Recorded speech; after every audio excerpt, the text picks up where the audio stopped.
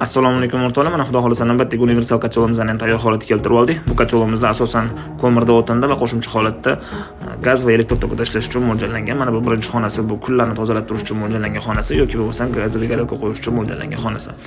Bu xonasi esa o'tin xonasi, ya'ni ko'mir va o'tin mana shu joyga qo'yiladi va zapravka qilinadigan joyi mana shu ikkinchi xonasi bo'ladi. Eshigimizning yopilishi mana shunday holatda bo'ladi. Oson ochilib yopilishi uchun shunday qilib yasaganmiz va uchinchi xonasi bu o'tin va ko'mirdan hosil bo'lgan nagarlardan vaqti-vaqti bilan kotlovimizni tozalab turish uchun mo'ljallangan xonasi. Germetishni yopilishlarini ta'minlaganmiz buni ham. Bemalol xonaning ichiga o'rnatsa bo'ladi bu kotlovimizni. Kotlovimizga ishlatilgan mahsulotlar 3 mm qalinlikdagi rossiyskiy горячий лист va 25 diametrdagi rossiyskiy beshshovniy turbalardan foydalangan holatda yasaganmiz kotlovimizni. Kotlovimiz ancha долговечный ishlab berishini ta'minlash uchun shunaqa foydalanganmiz. Kotlovimizda mana shuni qo'shda zaklopka berilgan bo'ladi va 4 ta tarafi ham buklangan bo'ladi. Buyurtmalar bo'lsa bemalol buyurtma qo'yrasalar, pastda telefon raqamlarimizni yozib qo'ying.